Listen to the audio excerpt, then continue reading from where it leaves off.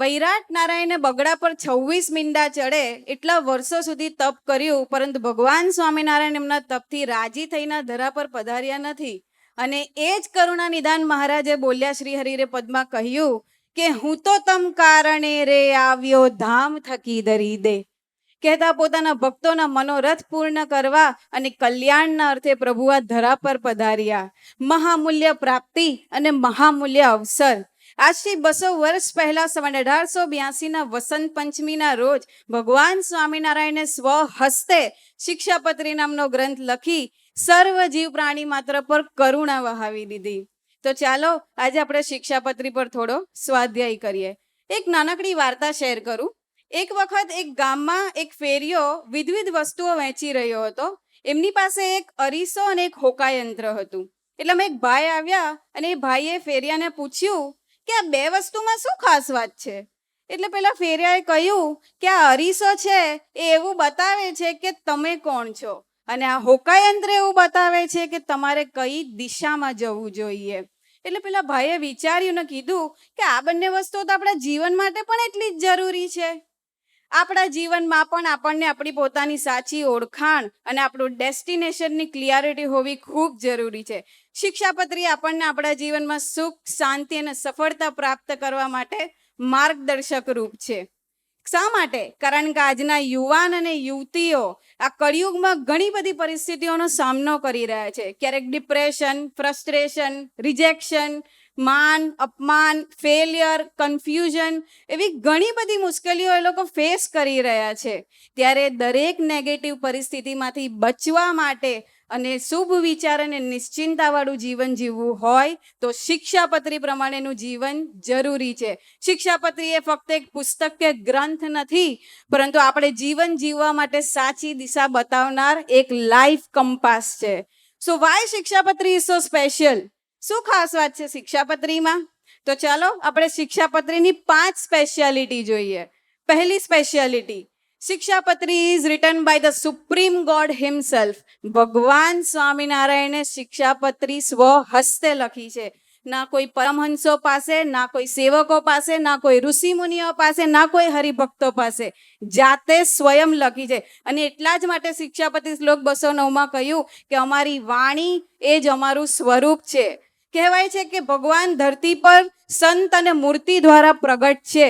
આ દુનિયામાં હજારો પુસ્તકો છે, પરંતુ ફક્ત એકમાત્ર એવો ગ્રંથ કે જેમાં લખનારને વાંચનાર પ્રત્યે અનહદ કરુણા અને પ્રેમના દર્શન થાય તો એ છે શિક્ષાપત્રી. ભગવાન સ્વામિનારાયણ આપણને શિક્ષાપત્રીમાં પોતાના માન્યા એટલે દિલથી આશીર્વાદ આપ્યા કે જે કોઈ શિક્ષાપત્રી પાડશે એ મારો હરિભગત ક્યારે દુઃખી ન થાય, ક્યારે ખોટા માર્ગે ન જાય અને અંત અક્ષર ધામને પામશે. એટલા માટે શિક્ષાપત્રી સ્પેશિયલ છે.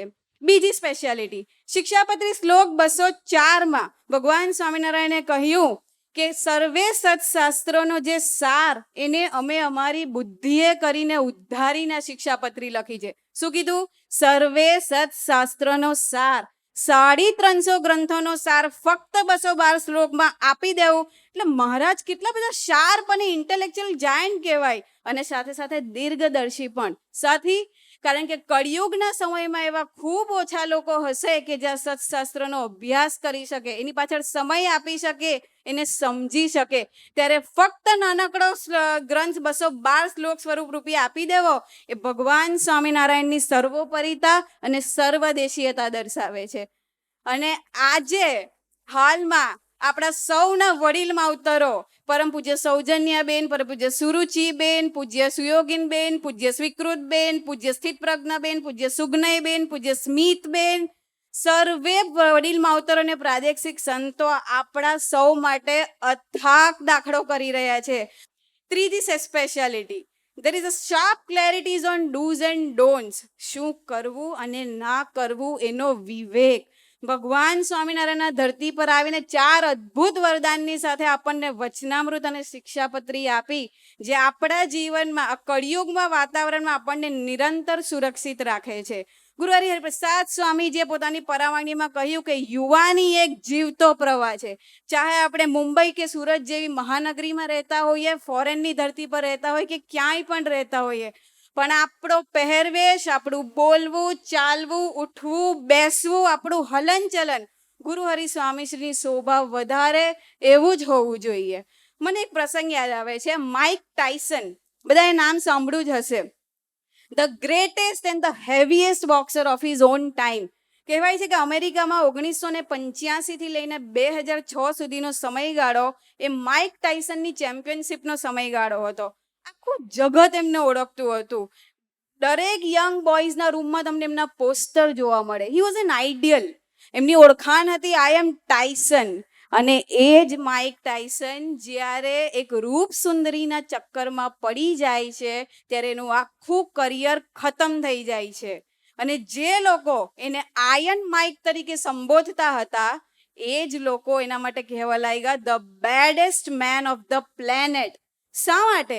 કારણ કે માઇક ટાયસન પોતાના જીવનમાં સામાન્ય વિવેક અને નિયમોનું પણ પાલન ન કરી શકે, જેના ફળ સ્વરૂપે આખી જિંદગી કમાવેલી જે સફળતા એ ક્ષણભરમાં ગુમાવી દીધી. આપણે આપણા જીવનમાં ફક્ત આઉટર સક્સેસ નહીં પણ ઇનર સક્સેસ પણ મેળવવી છે.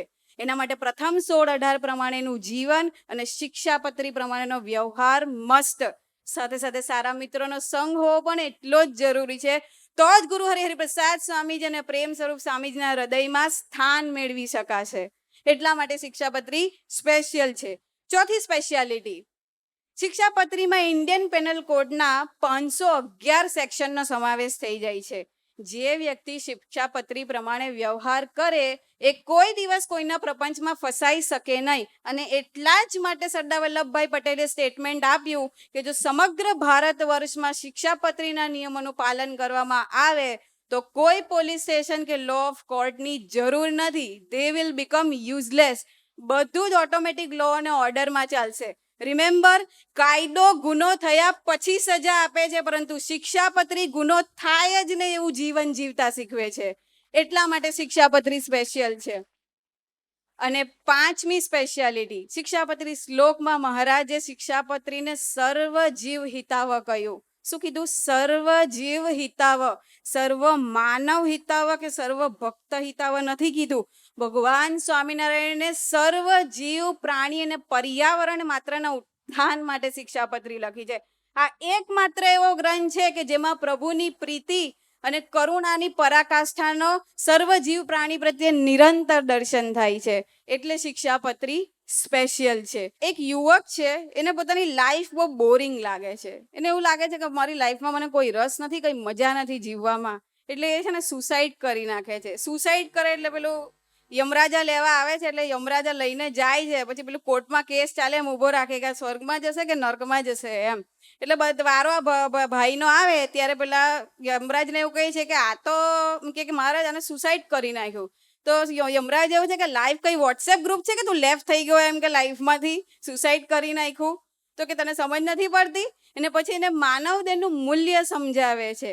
ભગવાન સ્વામિનારાયણે શિક્ષાપત્રીમાં સામાન્ય વિવેકથી લઈને બ્રહ્મરૂપ થવા સુધીની આપણને ભાથું પીરસી આપ્યું છે.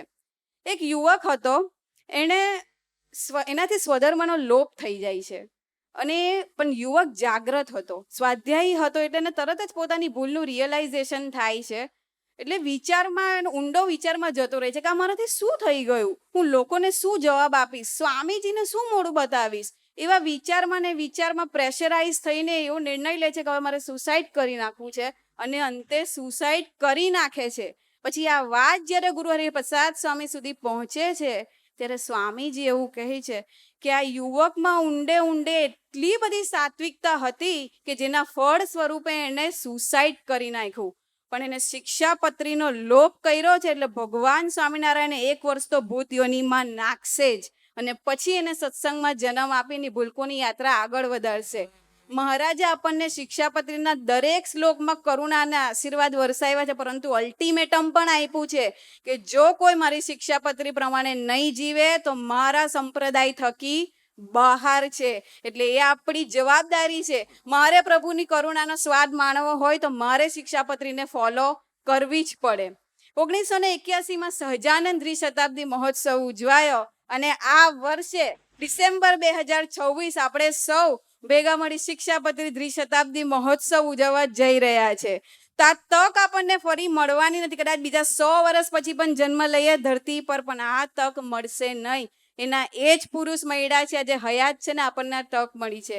ગુરુ હરિહર પ્રસાદ સ્વામીજીની અપરંપાર કરુણા કે આપણે યોગી ડિવાઇન સોસાયટીના દીકરા થવાનું સૌભાગ્ય આપ્યું અને આપણને સંબંધમાં લીધે એથી વિશેષ ભક્તિ આશ્રમના વડીલ માવતરોની ગોદ આપી, એટલે આપણે સનાત છીએ. 26 જુલાઈ 2021 આપણા સૌ માટે કાળજું તોડી નાખે એવો દિવસ. ગુરુ હરિહર પ્રસાદ સ્વામીજી સ્વધામ પધાર્યા. 7 દિવસ અનિર્દેશમાં એમના દર્શન આપણને આપ્યા. રથમાં સ્વામીજીને બેસાડીને અનિર્દેશથી સ્મૃતિ મંદિર લઈ જવાના હતા. ત્યારે જ્યારે રથ અમરીશ હોલ સુધી પહોંચ્યો ત્યારે દૂર ઉભેલા એક સાધકને એવો સંકલ્પ ઉઠ્યો કે સ્વામીજી ક્યારના રથમાં બેઠા છે, બહુ સમય થઈ ગયો છે, એમનું મોઢું સુકાતું હશે, આમાંથી કોઈ જો એમને પાણી પીવડાવે ને તો માનો કે એમનામાં એ પ્રગટ છે. એવામાં રથ મંદિર સુધી પહોંચી ગયો અને પ્રેમ સ્વરૂપ સ્વામીજીએ સેવક પાસે પાણી મંગાવ્યું, ઠાકોરજીને ધરાવ્યું અને ડાયરેક્ટ હરિપ્રસાદ સ્વામીજીને ધરાવ્યું. કહેતા કે આજે હરિપ્રસાદ સ્વામીજી પરમ પૂજ્ય પ્રેમ સ્વરૂપ સ્વામીજીમાં નિરંતર કાર્ય કરી રહ્યા છે. પોતાના ગુરુને દીક્ષા લેતી વખતે લીધે આપેલું વચન કે આ દેહ પર આજથી મારો કિંચિત અધિકાર નહીં, સૂકો રોટલો અને છાશ પીને સેવા કરીશ, એ વચને પુરુષે આ જીવન નહીં પરંતુ ચંદનના કાસ્તમાં પોતાનો દેહ સંપૂર્ણપણે બળી નથી ગયો ને ત્યાં સુધી એ પુરુષે વચન નિભાવ્યું અને આજે પ્રેમ સ્વરૂપ સ્વામીજીમાં રહીને નિભાવી રહ્યા છે. આજે પ્રેમ સ્વરૂપ સ્વામીજી પણ એટલો જ ભીડો વેઠી રહ્યા છે. વર્તમાન સમયે પ્રેમ સ્વામીજીનું એક જ અનુસંધાન અને એક જ અનુવૃત્તિ છે કે આપણે સૌ એમણે આપેલા 5 જીવન સૂત્રોને 6 નિયમો પ્રમાણે જીવતા થઈએ તો જ આપણા જીવનમાં કાયમ એવો ઉમંગ રહેશે અને પ્રભુ સાથે ડાયરેક્ટ સંબંધ થઈ જશે. તો આપણને બધું જ ખબર છે કે મોટા પુરુષની શું આજ્ઞા છે, એમના શું આશીર્વાદ છે, મારે કેવું જીવન જીવવાનું છે. તો બાકી શું છે આપણા ભાગે?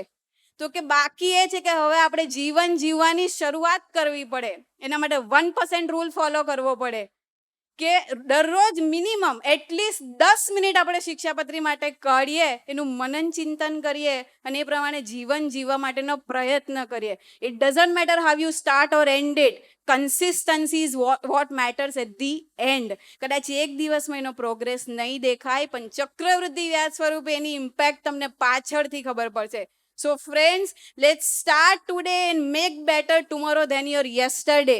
તો આજના શુભ અને મંગલકારી દિવસે ગુરુ હરિ મહારાજ સ્વામી, ગુરુ હરિહર પ્રસાદ સ્વામીજી, ગુરુ હરિ પ્રેમ સ્વરૂપ સ્વામીજીના શ્રી ચરણોમાં પ્રાર્થના કે હે મહારાજ, અમે સૌ શિક્ષાપત્રી દ્વિશતાબ્દી મહોત્સવ સુધીમાં શિક્ષાપત્રીને સંત પ્રધાન જીવન જીવતા થઈએ, આપણે રાજી કરીએ, આપણે હોશિયારા ના કરીએ અને આપણા હૈયે હાસ થાય એવું જીવન જીવી શકીએ માટે હાહા ગળથલ કરી શકીએ.